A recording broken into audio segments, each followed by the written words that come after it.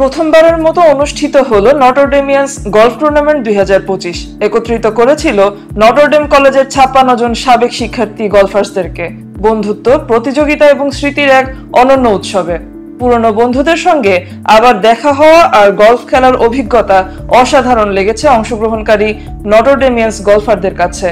অনুষ্ঠিত 9 হোল এই প্রতিযোগিতায় খেলোয়াড়রা তাদের গলফের দক্ষতা প্রদর্শন করেছেন, মজা করেছেন এবং নিজেদের মাঝে ভালোবাসা উদযাপন করেছেন।